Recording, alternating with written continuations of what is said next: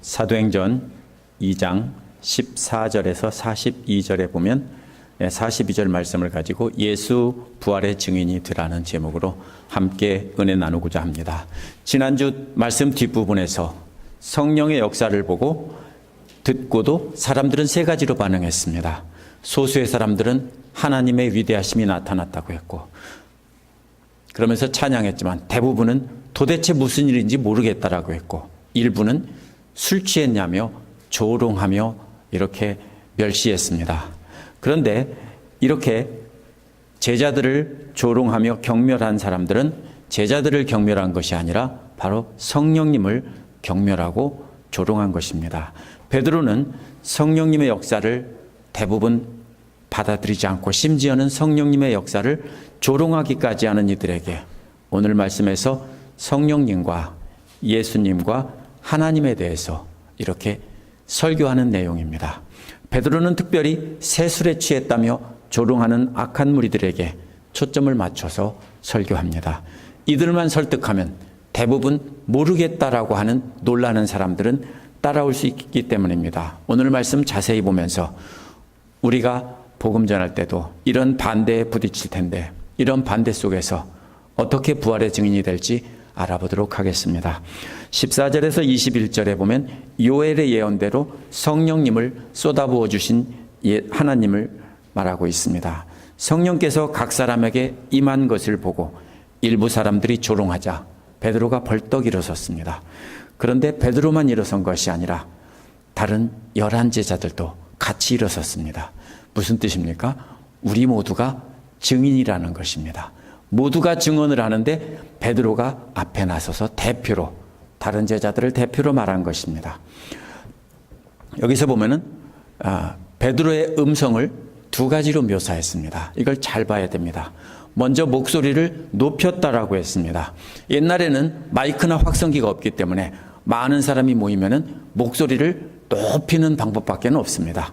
그래서 목소리를 높이 들어 올렸다는 것입니다. 목소리를 수직으로 올린 겁니다. 그 다음에는 엄숙하게 말했다고 하는 것은 멀리 들리도록 분명하게 힘을 줘서 소리냈다는 뜻입니다. 이번에는 수평으로 멀리 소리를 발사한 것입니다. 따라서 소리를 높이 올리고 소리를 멀리 보낼 수 있도록 배에 힘을 주고 온 힘 다해서 큰 소리로 분명하게 냈다는 뜻입니다. 따라서 이 말은요, 주로 왕이나 대제사장 같은 사람들이 온 국민을 상대로 연설을 하는 모습입니다. 배움이 없는 갈릴리의 어부가 이러한 큰 소리로 수많은 군중들 앞에서 연설을 할 수는 없는 것입니다. 소리친 대상은 유대 사람들과 예루살렘 주민입니다.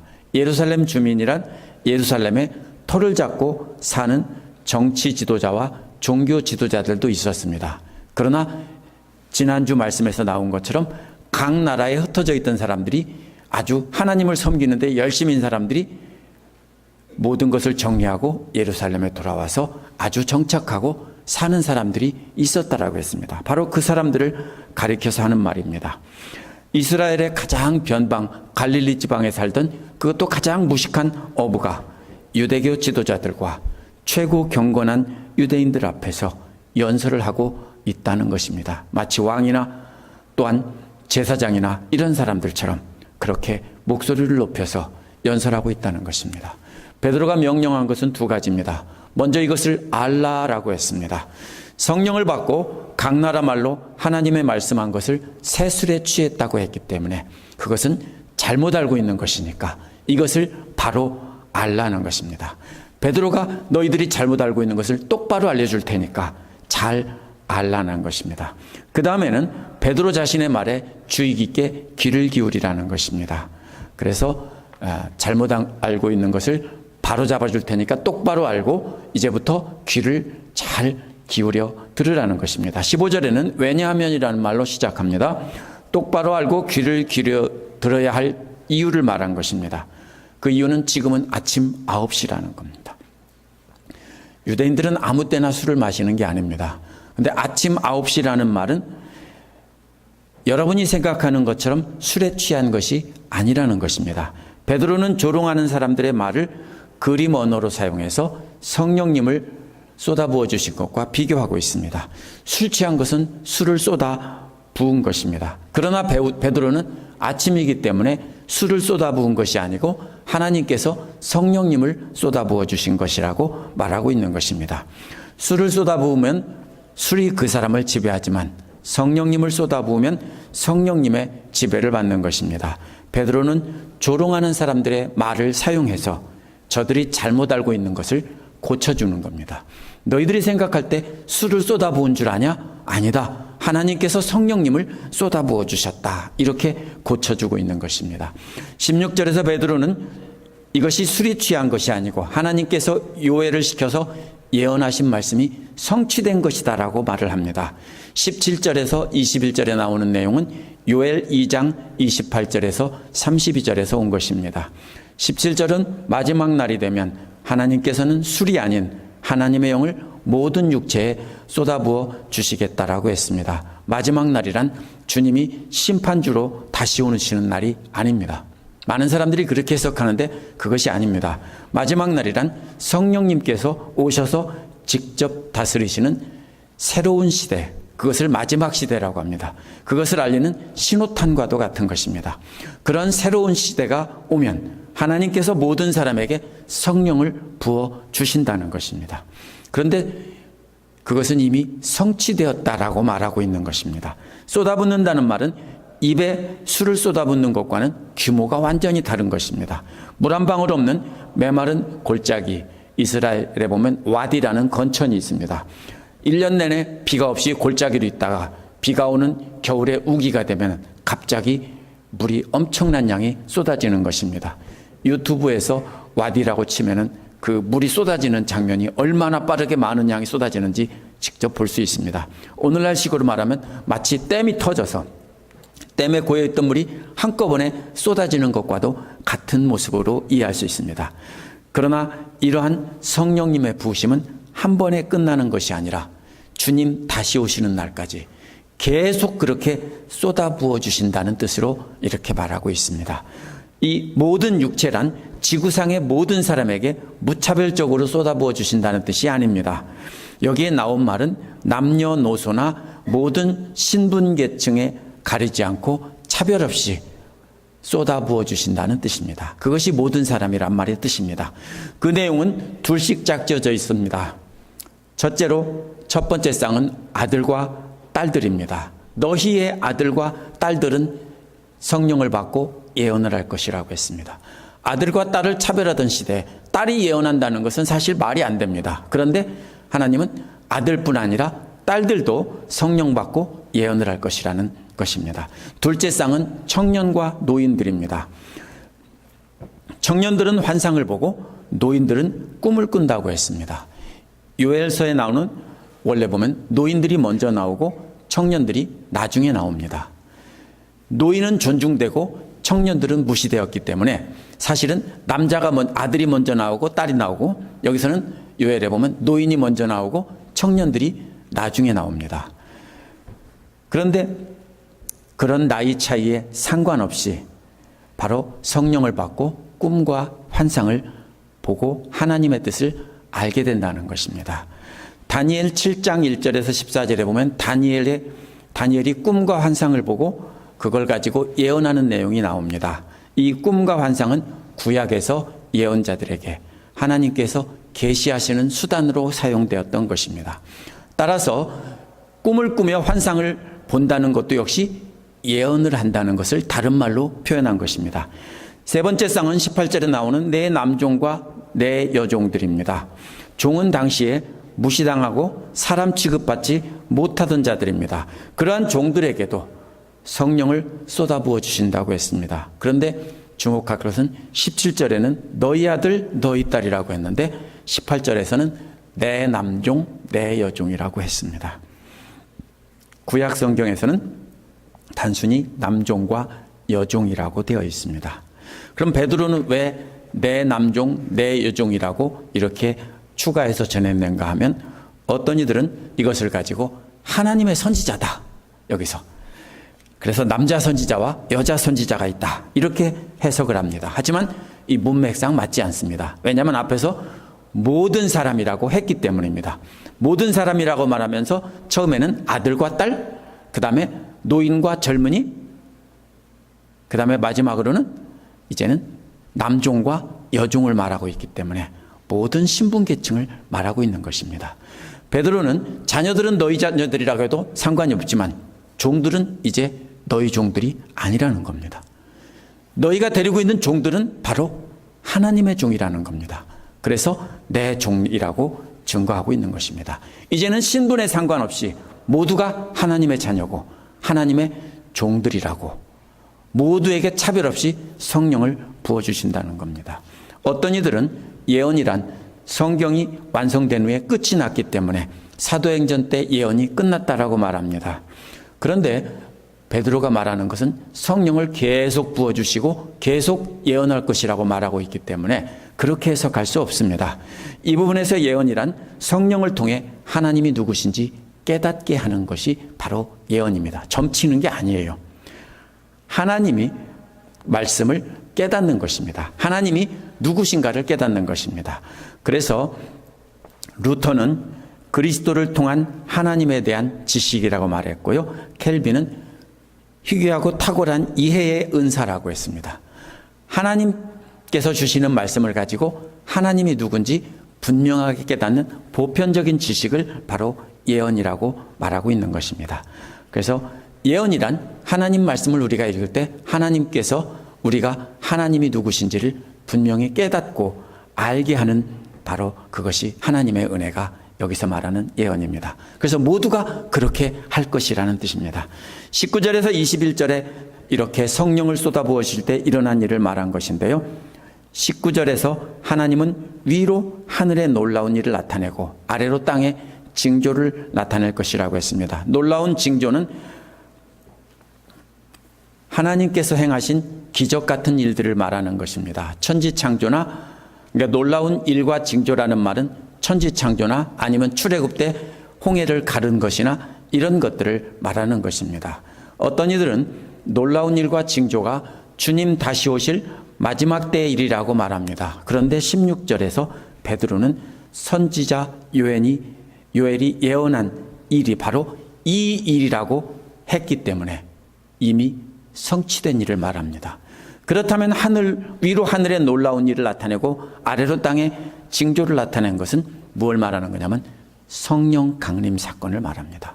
오순절 마가다락방에서 오순절 날 성령 강림 그 사건을 말한 것입니다. 이 사건은 바로 천지창조와 같은 놀라운 천지개벽이고 또 출애굽 사건과 같은 정말로 놀라운 사건이라는 것입니다.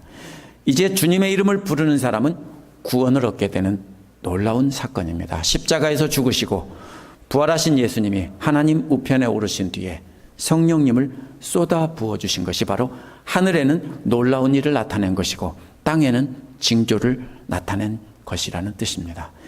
이어 나오는 피와 불과 자욱한 연기는 해석이 참 분분한데요. 저는 이것을 삼위일체의 하나님을 나타낸 것이라고 봅니다.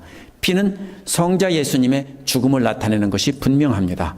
베드로는 이미 이루어졌다며 요엘서를 인용하고 있기 때문에 예수님의 죽음이고 이것을 마지막 심판과 연결할 수 없습니다.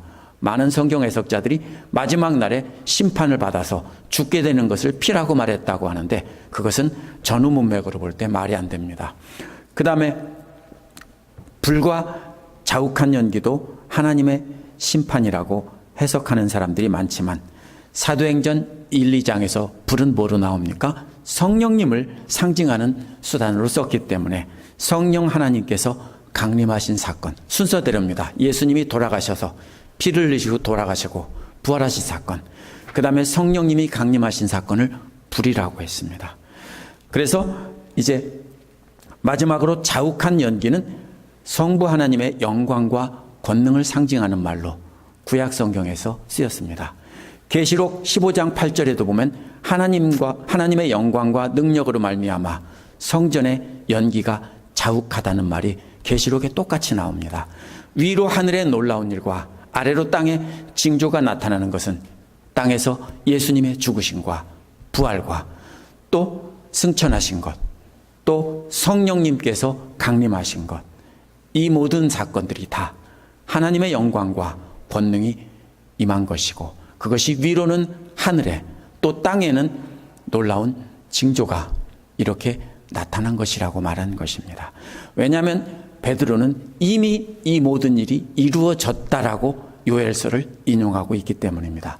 20절에 해와 달이 어두워진 이야기도 많은 사람들이 주님 다시 오실 때 일어나는 종말론적인 현상이라고 말하는 신학자들이 많습니다. 그러나 지금 베드로 앞에 있는 유다와 예루살렘 사람들이 이 말을 듣고 크게 두려워했다는 것을 우리가 알아야 됩니다. 요엘의 예언이 이미 이루어졌다며 지금 말하고 있기 때문에 이들이 크게 두려워하고 있습니다. 먼저 해는 변해서 어둠이 되었다고 했습니다. 원어에서 변한다는 말은 문자적인 뜻은 돌아선다는 말입니다. 해가 등을 돌리고 돌아선다는 뜻입니다. 물론 해가 앞에는 빛이 나고 뒤에는 어둡고 그런 게 아닙니다. 고대인들의 표현 방식입니다. 해가 등을 돌리고 돌아섰다는 것입니다. 밝은 해가 등을 돌리고 돌아서서 어둠으로 바뀌었다, 이렇게 표현한 것입니다. 마태복음 27장 45절에 보면 낮 12시부터 어둠이 온 땅을 덮어서 오후 3시까지 그 어둠이 계속되었다는 말을 가리키는 말입니다. 또 이어서 다른 피가 될 것이라고 했습니다. 그날 저녁은 6월절은 보름입니다. 보름달이 뜨는 날입니다. 제가 그래서 예루살렘의 금년 굿프라이데이에 해가 지는 시각을 찾아보니까 7시 10분입니다. 달이 뜨는 시각을 찾아보니까 7시 15분입니다. 그러면 우리 지역과 비슷합니다. 보름달이 뜰 때는 해가 지고 아직 빛이 남아있는 밝은 시간에 바로 달이 뜨는 것입니다. 그런데 이 빛이란 밝으면 밝을수록 흰색으로 가까워지고 어두우면 어두울수록 붉은색으로 바뀝니다. 따라서 이 핏빛으로 변했다는 것은 어두워졌다는 뜻입니다. 그러면 낮에 해가 어두워져서 빛을 잃은 것처럼 3시까지라고 했는데 그 이후에도 역시 어둠이 완전히 밝아지지 않고 조금 남아있어서 달빛이 가려져서 바로 핏빛으로 변했다, 이런 뜻입니다. 그렇다면 바로 예수님 돌아가신 그날 밤에 이런 현상이 있었을 가능성이 높습니다. 단순히 주님 재림하실 때 종말론적인 사건으로 온다면 그 당시에 유대인들이 충격을 받았을 리가 없습니다. 예수님 돌아가시던 날 이런 해와 달의 변화는 모든 사람들이 다 보고 경험한 것이기 때문에 요엘의 예언이 바로 이렇게 이루어졌다고 하니까 모두가 충격을 받고 두려움에 떨은 것입니다. 19절에서 20절에 보면 이 말을 듣고 모두가 충격에 휩싸였을 때 베드로가 21절을 들려준 것입니다. 그것은 주의 이름을 부르는 사람은 구원을 얻을 것이다 라는 말입니다. 베드로의 말을 듣고 하나님께서 보내신 메시아를 죽였다는 사실을 깨닫고 충격을 받았습니다. 그 상태에서 주의 이름을 부르면 구원을 얻는다고 하니까 한 줄기 소망을 바라보게 된 것입니다. 이렇게 성령님을 쏟아부어 주신 것은 많은 사람들이 이렇게 모여있는 날에 이렇게 보여주시고 분명한 증거를 보여주셔서 깨닫게 하신 겁니다. 하필이면 왜 오순절이냐? 그것은 하나님께서 복음을 온 세상에 가장 빠른 속도로 퍼지게 하기 위해서 이렇게 하신 것입니다. 두 번째로 22절에서 36절에 보면 예수가 주와 구주이심을 보여줬습니다. 앞에서는 성령 강림을 요엘서에 비추어서 이렇게 해석했다면 이제 그분이 바로 예수님이 그렇게 하신 것이다라는 것을 말하고 있습니다. 이제 베드로는 이스라엘 동포 여러분이라고 말을 합니다. 앞에서는 유다와 예루살렘에서 사는 하나님의 백성들이라고 했는데 이제는 이스라엘 동포로 범위를 확대했습니다. 그렇게 부르면서 자신이 말을 들으라고 권고합니다. 이제는 예루살렘에 사는 유대교 지도자들만이 아니라 그 밖에 있는 모든 사람들도 다 알아야 되기 때문입니다. 앞에서는 성령 강림을 말하며 예수님의 죽음과 부활을 암시만 했습니다. 드러내지 않았습니다. 그리고 수수께끼처럼 남겨뒀습니다. 그래서 오늘날도 많은 사람들이 그거를 예수님의 재림이다 막 이렇게 해석을 합니다. 그런데 이제 그 놀라운 일과 징조들이 바로 예수 그리스도에 관한 것이라고 분명히 밝힙니다. 베드로는 마치 오늘날 소설이나 연속극에서 다음에 나올 내용을 미리 암시하는 그걸 복선이라고 합니다. 복선을 깔아놓은 것과 같은 기법으로 청중들에게 미리 암시를 준 다음에 그 다음에 밝히 말하고 있는 기법으로 사용하고 있습니다. 이렇게 베드로가 청중을 사로잡는 기술은 성령이 감동이 아니라면 배움이 없는 베드로가 절대로 사용할 수 없는 수사학적인 특별한 기술입니다. 나사렛 예수라는 말은 경멸적인 호칭입니다. 예루살렘 지도자들이 예수님을 무시해서 낮추어 부르던 호칭입니다. 베드로는 저들이 부르던 예수님의 호칭을 그대로 사용해서 저들의 가슴을 찌르고 있습니다. 너희들이 죽인 그 나사렛 예수, 너희들이 경멸하던 그 나사렛 예수, 그 예수가 바로 하나님께서 놀라운 능력과 놀라운 일과 표징으로 여러분에게 증명해 보이신 그분이라는 겁니다. 증명해 보인다는 말은 원어에서 멀리라는 말과 보여준다는 말을 합쳐놓는다는 말입니다.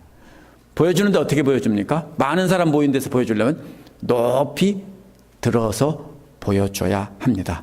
수많은 군중들이 모인 가운데서 하나님께서 예수님을 높이 들어 올려서 모두가 다 보게 하셨다라는 것입니다. 먼저 능력이란 하나님의 능력을 보여주는 걸 말합니다. 예수님의 지상사역을 통해 이 능력을 보여주셨습니다. 둘째, 놀라운 일이란 깜짝 놀라게 하는 일입니다. 역시 예수님의 사역을 통해서 보여준 겁니다. 세 번째, 표징이란 영적 진리를 깨닫게 하는 상징들을 의미합니다. 이 세 가지가 모두 예수님을 높이 들어 올려서 예수님의 지상사역과 죽으심과 부활을 통해 모두가 알 수 있도록 이렇게 밝히 높이 들어서 보여주셨다는 것입니다. 이 세 가지 일이 바로 여러분이 아시는 바와 같이라고 했기 때문에 모든 유대인들이 다 보고 듣고 경험한 것입니다. 그런데 유대교 지도자들은 이런 예수를 자신들의 계획에 따라 로마 제국의 지배자들에게 넘겨주어 죽게 했다라고 생각했습니다. 그러나 베드로는 23절에서 이 예수를 넘겨 죽게 한 것은 하나님의 정하신 계획이고 미리 아심으로 이루어진 것이라고 말합니다. 정하신 계획이란 창세전부터 죄인들을 구원하기 위해 세운 하나님의 계획이라는 것입니다. 미리 아심이라는 것은 예수님의 죽음을 처음부터 알고 계셨다는 것입니다. 여기서 무법자라는 말은 황야의 무법자가 아니라 법이 없는 사람, 율법이 없는 사람이란 뜻입니다. 그래서 로마 제국 정치가들, 당국자들을 말합니다. 특별히 대표로 빌라도가 등장을 하죠. 그 이방인들에게 넘겨주었다는 것입니다. 그런데 베드로는 로마 제국의 통치자인 이방인들이 죽였다고 하지 않습니다. 한글 번역에는 그 의미가 약화되었는데 원어에는 분명히 이렇게 말하고 있습니다. 너희들이 매달아 죽였다. 너희들이 이방인에게 넘겨줘서, 무법자들에게 넘겨줘서 너희들이 매달아 죽였다라고 했습니다. 24절은 이렇게 유대인들이 죽인 그 예수가 바로 예수를 죽음의 고통에서 풀어 살리셨다라고 했습니다. 죽음의 고통이란 말에서 고통이라는 말은 그 출산할 때 산통이라는 뜻입니다. 그런데 그러므로 예수님께서 십자가에서 고통을 받으시고 죽으신 것은 영원한 생명을 출산하기 위한 산통과도 같다라는 뜻입니다. 베드로는 왜냐하면이라는 말로 계속 말을 이어갑니다. 예수님의 죽음의 고통은 출산의 고통 같은 것이기 때문에 계속 그러한 고통에 잡아두는 것이 불가능했다는 것입니다. 실제로 그럴 수가 있을까요? 출산하는데 그 고통이 영원히 계속 지속될 수 있을까요? 그런 건 없어요. 산모가 죽든지 아이를 출산하고 그 고통은 지나가고 마는 것입니다. 따라서 이렇게 출산의 고통 같은 것은 예수님을 그런 고통 속에 계속 붙잡아 둘 수 없다라는 것입니다. 바로 이 또한 지나간다는 뜻입니다. 그래서 예수님이 하나님께서 부활하게 하셔서 영생을 낳게 하시려고 잠시 고통을 주신 것인 뿐이고 절대로 그 출산의 고통 같은 그 상황에 멈추어서 붙잡아 둘 수 없다는 것입니다. 아무리 너희들이 그렇게 하려고 하고 죽이고 그렇게 없애려고 해도 절대로 그렇게 할 수 없다라는 뜻입니다. 25절은 원어에서 왜냐하면이라는 말로 이어갑니다. 왜 예수님을 죽음의 고통에 영원히 붙잡아 둘 수 없느냐 하면 그것을 바로 이제 다윗의 예언을 통해서 설명해 나갑니다. 다윗은 시편 16편 8절에서 11절에 통해서 예수님을 가리켜 말한 것을 이렇게 말했습니다. 나는 늘 내 앞에 계신 주님을 보았다라고 했습니다. 여기서 나란 다윗이라고 자신이라고 다윗은 노래했지만 베드로는 그것이 다윗이 아니라 다윗이 자기도 모르고 예수님을 예언한 것이라고 이렇게 해석한 것입니다. 그래서 예수님은 늘 자신 앞에 계신 주님을 내다보았다는 것입니다. 주님께서 예수님을 흔들리지 않게 하려고 늘 오른쪽에서 잡고 계셨다는 겁니다. 26절은 이런 이유 때문에 예수님의 마음은 기뻤고 혀는 즐거워했다고 했습니다. 마음이 기쁘고 혀로는 늘 기쁨을 찬양했다는 뜻입니다. 그 다음에는 원어에 그러나라는 말이 있습니다. 마음은 기쁘고 혀는 찬양하는데 그러나 상황은 그렇지 않다는 겁니다. 그게 뭡니까? 내 육체는 소망 가운데 살 것이다. 언제 소망 가운데 산다고 합니까? 기쁘고 편안하고 즐거울 때 소망 가운데 산다고 합니까? 아닙니다. 고통 가운데 있을 때 그 고통을 견디면서 소망 가운데 산다는 것입니다. 왜? 이 고통이 지나갈 것이기 때문에. 그래서 이 말은 실제로 사람들에게 배척당하고 핍박 가운데 사셨다는 겁니다. 마지막에는 십자가에서 큰 고통을 당하셨다는 뜻입니다. 여기서 산다는 말은 텐트를 세우고 그 텐트 아래서 항상 머물러 있다는 뜻입니다. 소망이란 그러한 고통 가운데 살면서도 하나님의 약속을 바라보고 사는 것이기 때문에 고통 가운데서도 늘 그 소망의 텐트 아래서 살고 있었다는 것입니다. 베드로는 다윗의 이 시편을 예수께서 십자가의 고통 가운데서 소망 위에 집 짓고 살면서 마음으로는 기뻤고 혀로는 찬양하셨다라고 예언했다라는 것입니다. 27절에서 왜 그렇게 하실 수 있었는가 하면 주님께서 내 영혼을 지옥에 완전히 버려두지 않을 것이기 때문이다라고 했습니다. 이는 무덤에 있는 장면을 그린 것입니다. 앞에서는 고난을 받고 십자가에 돌아가시는 장면이라면 그 다음에는 이제는 십자가에 고난받던 그림이 이제는 무덤 속에 계시는 그림으로 바뀐 것입니다. 또 이어서 당신의 거룩한 분을 썩지 않게 하실 것이라고 했습니다. 무덤에 놔두면 썩는 거죠. 그러나 절대로 그렇게 하지 않을 것을 다 보고 계셨다는 겁니다. 28절은 주님께서 예수님께 생명의 길을 알려주시면서 주님께서 자신의 기쁨을 가득 채워주실 것이라 했습니다. 이는 예수님을 통해 영생의 길이 열린다는 것도 미리 알려주셨다는 겁니다. 그래서 앞으로 부활하셔서 기쁨으로 가득 채워주신다는 것입니다. 주님 앞에서라는 말은 주님의 얼굴과 함께라는 뜻입니다. 예수님은 하나님의 얼굴 앞에서 기쁨으로 가득 채워지는 것입니다. 예수님은 그렇게 하나님과 함께 그렇게 하나님의 얼굴 앞에 계시면서 고통 가운데서도 기쁨으로 가득 차셨다는 겁니다. 베드로는 이렇게 다윗의 시편을 예수 그리스도의 예언으로 해석해서 설명했습니다.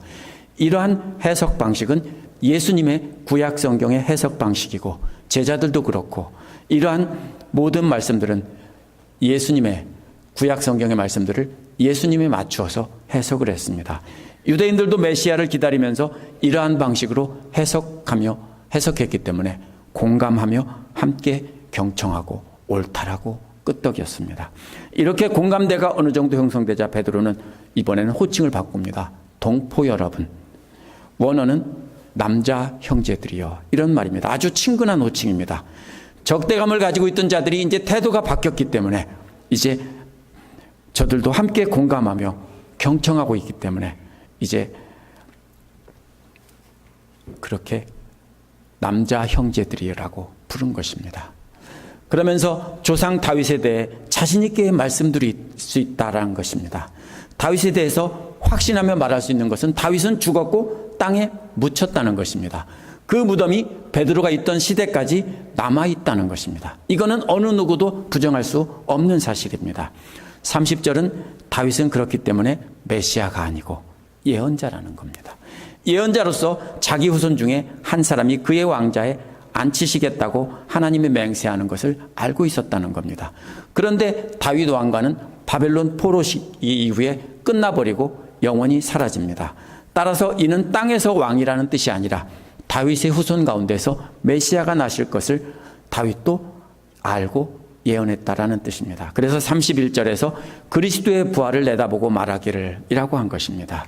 미리 내다본다는 말은 다윗이 예언자였기 때문에 자신의 후손으로 오는 그리스도의 부활을 미리 알았다는 것입니다. 그래서 그리스도는 지옥에 버려지지도 않았고 그의 육체는 썩지도 않았다라고 했습니다. 27절에서는 미래형으로 되었는데 여기서 똑같은 말을 과거형으로 했기 때문에 다윗의 예언이 이미 성취되었다라고 말하고 있는 것입니다. 32절에서 이 예수라는 말을 주목해야 합니다. 평범한 호칭이 아닙니다. 이 예수란 바로 앞에서 예루살렘 사람들이 십자가에 달아 죽인 바로 그 예수라는 말입니다. 또 다윗의 예언에서 말한 바로 그 예수라는 말입니다. 다윗이 자기 후손 중에서 부활해서 이렇게 부활할 것이라는 것을 예언한 바로 이 예수를 하나님께서 이미 살리셨다라는 것을 강조하는 겁니다.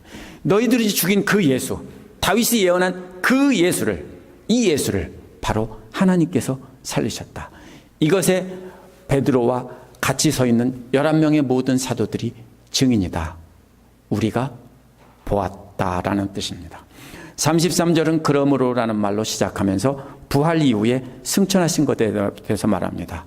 예언대로 부활하신 예수님을 하나님께서 자신의 오른쪽 자리로 높이셨다는 겁니다. 예수님은 단순히 땅의 왕이 아니라 또 하나님의 우편 보좌에 앉은 하나님과 동등한 분이라는 겁니다. 그것은 아버지 약속대로 성령을 받아서 이것을 부어주신 것이라고 말을 하고 있습니다. 지금 유대와 예루살렘 사람들이 보고 들었던 각 나라 말로 하나님의 말씀을 전한 그것을 바로 하나님께서 바로 예수님을 통해 주셔서 예수님께서 부어주신 바로 그것이라는 겁니다. 이 예수가 바로 성령을 쏟아부어 주시는데 너희들이 지금 보고 놀라고 조롱한 거 있잖아. 너희들이 보고 놀라고 조롱한 거 그게 바로 뭔 줄 알아? 바로 그 예수가 성령을 쏟아부어 주셔서 지금 일어난 일이야. 이렇게 말하고 있는 겁니다.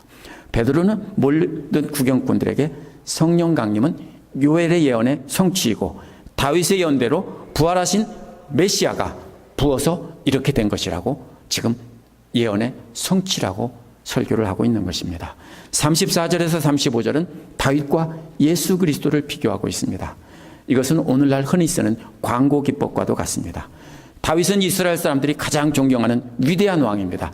위대한 다윗도 훨씬 더 위대한 예수 그리스도와는 비교가 안 된다는 식의 광고 기법입니다. 베드로는 34절에서 다윗은 하늘에 오르지 못했다는 것입니다.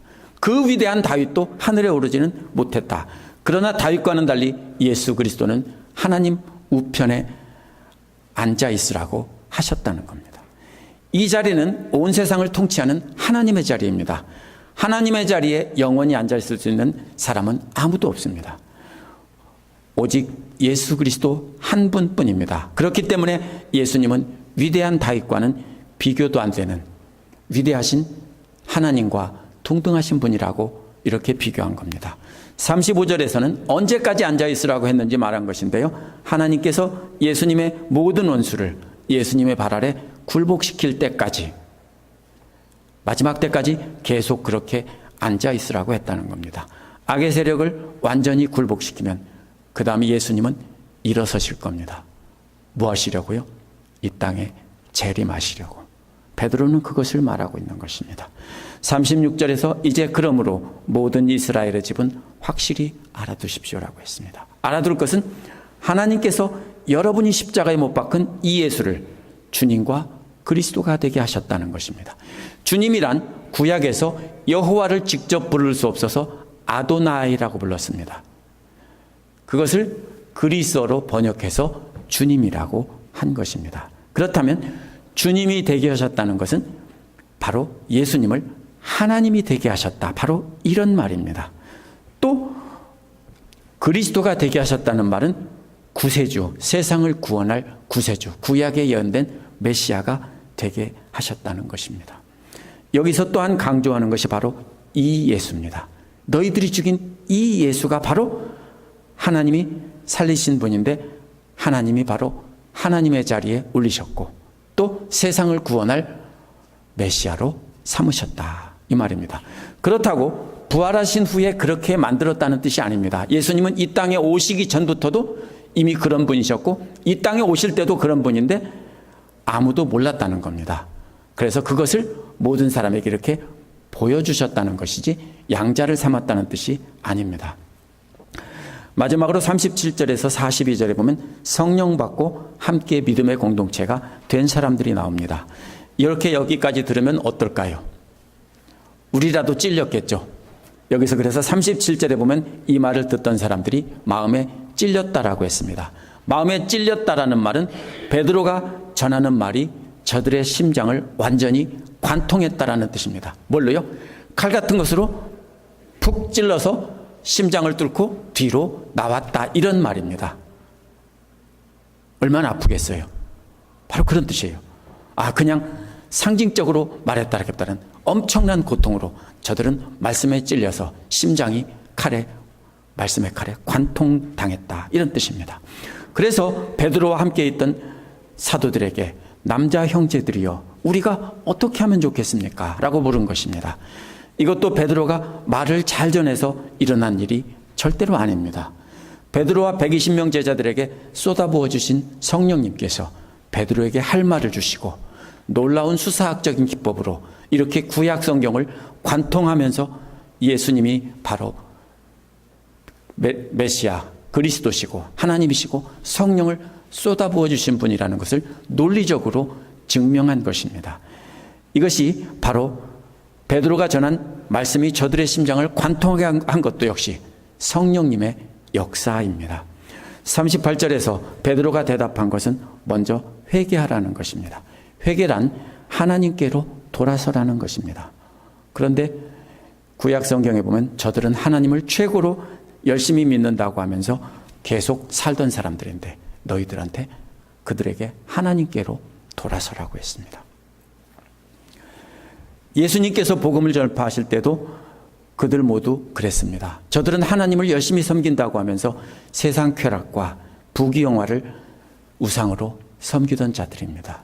이제 예수님께서 성령을 쏟아부어 주신 것을 보고 들었으니까 이제는 하나님께로 진짜로 돌아서라 라고 권면하고 있는 것입니다. 두 번째로는 각자가 예수 그리스도의 이름으로 침례를 받으라는 것입니다. 침례는 죄를 용서하게 하는 침례입니다. 용서한다는 말은 빚을 탕감해 준다는 뜻입니다. 그렇다면 저들 스스로가 죄의 빚을 많이 지고 있다는 것입니다. 죄인이라는 것을 인정해야 됩니다. 죄가 없다면 씻을 것도 없어요. 그 죄를 내려놓고 인정하라는 거예요. 스스로 거룩하다고 여기는 저들에게 엄청난 수치와 굴욕입니다. 모든 성도들 보는 앞에서 스스로 자기를 낮춰서 죄인인 것을 인정하고 고백하고 그 죄사함에 이르게 하는 침례를 받으라는 것입니다. 그러면 성령을 너희들도 선물로 받게 될 것이라는 겁니다. 39절은 왜냐하면이라는 말로 시작합니다. 왜 그렇게 회개하고 침례를 받아야 하는가 하면 여러분에게 주신 약속이라는 것입니다. 또 여러분의 자녀에게 주신 약속이라는 겁니다. 무슨 말입니까? 지금 베드로 앞에 있는 너희들에게 준 약속이야. 또 너희들 자손들 대대로 주신 약속이야. 또 뿐만 아니라 멀리 떨어져 있는 사람, 모든 사람, 곧 우리 주 하나님께서 부르시는 모든 사람에게 주신 약속이다. 이렇게 말하고 있습니다. 이 말은요, 1차적인 의미는 이스라엘 사람들이 지중해 연안에 흩어져 있던 그 사람들입니다. 그 사람들이 불러서 이렇게 돌아오게 하신 것이고 그 사람들에게 지금 성령을 체험하고 듣고 보게 한 것입니다. 그것이 이제 유대인들을 통해서 나중에는 이제 다시 온 세상에 나가서 복음을 전해서 이방인들에게까지 전해진다는 뜻으로 확대될 수 있습니다. 이것이 바로 하나님의 구원 계획입니다. 40절에서 베드로는 이 밖에도 많은 말로 증언을 하고 비뚤어진 세대에서 구원을 얻으라고 권했습니다. 베드로가 한 말은 여기에 다 기록하지 못하고 아주 일부만, 핵심만 기록했다, 이런 뜻입니다. 베드로는 성령께서 주신 모든 말씀을 오랜 시간 동안 전했을 것입니다. 비뚤어졌다는 말은 구부러졌다는 뜻입니다. 믿는 척하면서 사실은 우상을 숭배하고 섬기던 그 구부러진 세대에서 빠져나오라는 겁니다. 거기에 있으면 망하니까 건진받으라는 겁니다. 따라서 베드로가 자신들의 탐욕을 따라 자신들의 방식으로 하나님을 믿던 구부러진 세대에서 너희들은 빠져나오라는 것입니다. 믿지 않는 이방 세계에서 빠져나오란 말이 아닙니다. 하나님을 최고로 열심히 섬긴다고 하는 예루살렘 사람들에게, 유대교 지도자들에게 너희들 거기서 빠져나와라 라고 말하고 있는 것입니다. 41, 42절은 이렇게 베드로가 말씀을 전한 결과입니다. 여기는요, 한편으로는 다른 한편으로는 이렇게 말을 하고 있습니다. 연결이 안 되는 것 같은데요, 여기서 말하는 것은 시간입니다. 한 가지 시간과 다른 시간들입니다. 41절에서 한 편은 베드로의 말을 받아들인 사람이 침례를 받았는데 그 수가 하루에 3,000명이나 더해졌다는 것입니다. 여기서 초점은, 여기서 시간은 하루에 일어난 일입니다. 하루에 3,000명이 더해졌다라는 것입니다. 이것이 성령님의 역사입니다. 복음을 온 세상에 퍼져나가게 하기 위해 예루살렘과 유다 사람뿐 아니라 명절에 각처에서 모여든 사람들과 또 유월절을 지내려고 모여든 예루살렘으로 돌아와서 귀국한 그 사람들에게 기적을 보여주신 것입니다. 이것이 하루에 일어난 일입니다. 42절은 또 다른 시간입니다. 시간이 없죠? 근데 또 다른 시간입니다. 여기서 어디가 시간이 나오냐면요, 4가지 일에 몰두했다라고 했는데, 몰두했다라는 말은 인내하며 계속 앞에 붙잡고 있었다는 뜻입니다. 그렇다면 변화받은 것이 한 번 감정적인 사건이 아니라 계속 그것을 끝까지 붙잡고 갔다는 것입니다. 그래서 한편으로는 그날 하루에 3,000명이 구원받았고 그것이 계속 지속되어 나갔다는 뜻입니다. 이들이 뭘 붙잡고 나갔습니까? 4가지입니다. 따라서 이제 초점은 하루가 아니라 계속되는 나날들입니다. 그날에 제자들의 무리에 가담한 사람들은 일시적인 감동이 아니라 계속 단단히 붙잡고 계속 그렇게 살고 있었는데, 첫째로 사도들의 가르침을 계속 붙잡고 있었다는 것입니다. 사도들이 가르쳐준 예수 그리스도의 말씀을 항상 단단히 붙잡고 마음에 간직하고 있었다는 것입니다. 둘째는 서로 사귀는 일을 단단히 붙잡았습니다. 사귀는 일이란 말은 원어에서 코이노니아라는 말인데요, 이게 공동으로 사용한다는 뜻입니다. 공동의 소유, 더럽다는 뜻으로도 더럽다는 뜻이 아니고요, 어쨌든 여기서 공동으로 사용한다는 뜻입니다. 코이노니아라는 말은요. 그래서 이것을 물질을 나누어 준 것을 뜻할 수도 있고, 말씀을 단단히 붙잡고 살면서 체험한 것을 나누어 줬다는 뜻일 수 있습니다. 그런데 물질을 나눠주는 것은 다음에 빵을 떼는 일에 과 같은 뜻이 될 수 있기 때문에 논리적으로 맞지 않습니다. 맨 먼저 사도들의 가르침을 붙잡았다면 그 다음에 붙잡을 것은 바로 자신들이 경험한 하나님을 함께 나누었다고 보는 것이 자연스럽습니다. 그래서 요한일서 1장 3절에서 보면 이 사귐이라는 단어로 번역된 코이노니아라는 말이 또 나오는데요, 우리의 사귐은 아버지와 또 그 아들 예수 그리스도와 함께하는 사귐입니다 라고 해놨습니다. 따라서 이 말은 바로 사귐입니다. 하나님과 교제하고, 말씀을 통해 하나님과 교제하고 그것을 성도들과 함께 나눈 것입니다. 그렇게 한 것이라고 저는 봅니다. 셋째로는 빵을 떼는 일을 단단히 붙잡았다고 했습니다. 빵을 떼는 것은 단순히 유월절에 유대인들의 일반적인 식사라고 보기도 하고 주의 만찬이라고 보기도 합니다. 오늘날과 같은 주의 만찬은 훨씬 뒤에 교회에서 시작된 것이고요, 베드로 당시에 그 제자 성도들은 유대인들이 식사 방식으로 함께 모여서 밥을 먹은 겁니다. 그래서 함께 빵을 떼면서 뭐를 기억합니까? 예수님이 기념하라고 했잖아요. 그래서 그 예수님을 사랑을 기억하면서 함께 빵을 뗐습니다. 그러면 어떻게 됩니까? 사도행전 뒤에 보면 가난한 사람들, 먹을 수 없는 사람들, 이런 사람들에게도 재산을 팔아서 함께 나눠주면서 함께 계속 나누어서 음식을 먹으면서 생활한 것입니다. 이것은 그래서 사랑을 나눈 것입니다. 물질을 나누고 사랑을 나눈 것입니다. 그래서 앞에서 사귐이 형제자매들에게 하나님과의 사귐을 나눠준, 영적인 양식을 나눠준 것이라면 이번에는 육적인 양식을 나누면서 사랑을 나눈 것입니다. 마지막으로는 기도를 단단히 붙잡았다고 했습니다. 여기서 기도는 개인적으로 드리는 기도가 아니라 성전에 모여서 함께 기도한 것을 뜻합니다. 첫째로 한 일이 사도들에게 가르침을 받은 것은 하나님으로부터 말씀을 받은 것입니다. 근데 마지막에 함께 모여서 기도한 것은 거꾸로 하나님께 말씀을 드린 것입니다. 그러면 앞과 뒤에서 샌드위치처럼 하나님께 말씀을 받고 하나님께 기도로 말씀 드린 것이라면 그 중간에 끼어있는 알맹이는 이제 서로 함께 나눈 것입니다. 그것이 바로 뭡니까? 하나님께 받은 그 은혜를 성도들과 함께 나누고 또 뭘 나눕니까? 물질을 나눠서 빵을 함께 나누면서 함께 먹고, 그렇게 해서 하나님 사랑과 또 형제 사랑이 이 네 단어 속에 압축되어서 샌드위치처럼 이렇게 만들어져 있는 것입니다. 이것이 바로 뭡니까? 하나님 사랑하고 이웃 사랑하며 함께 예배를 드렸다. 그것을 계속 끝까지 붙잡고 계속 갔다. 이것입니다.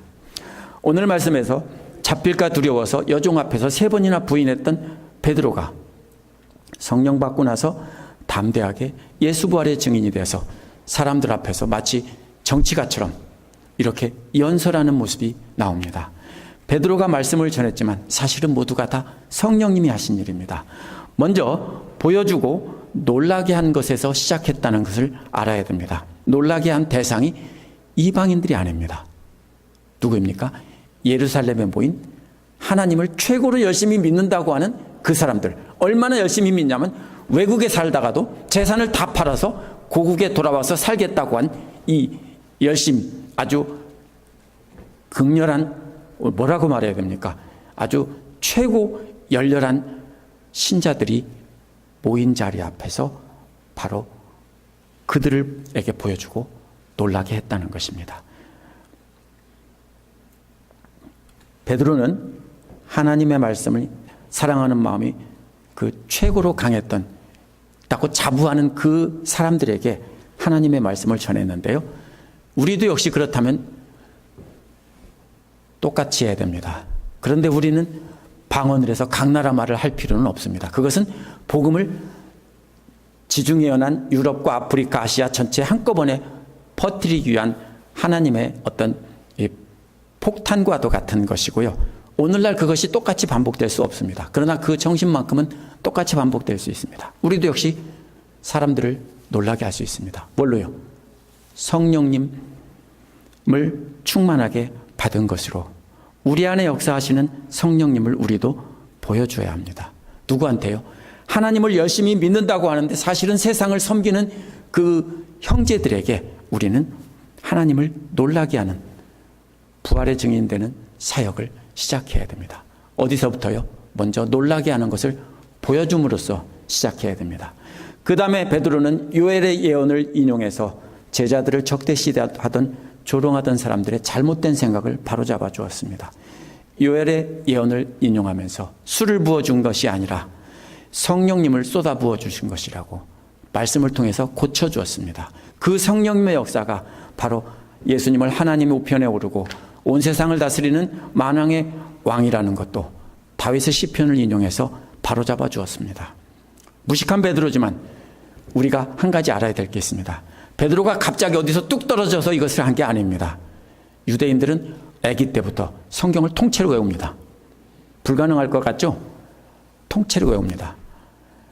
이 구전시대에 글을 모르던 이 사람들은요, 오늘날 사람들보다 훨씬 더 많은 양을 외웠습니다.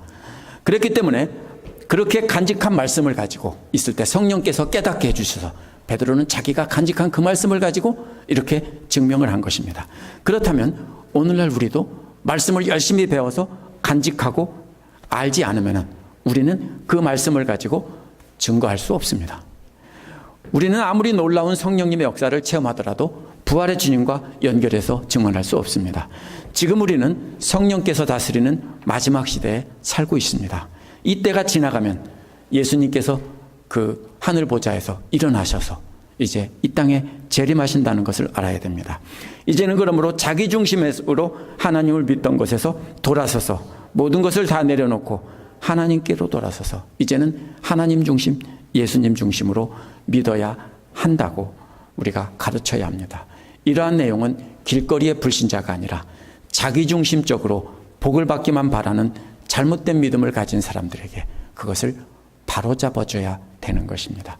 회개하고 각자의 마음 중심의 자리에 성령님 모시고 성령께서 자신을 주관하도록 가르쳐야 됩니다.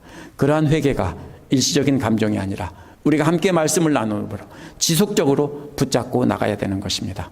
말씀을 함께 배우는 일에 지속적으로 전념하게 해야 합니다.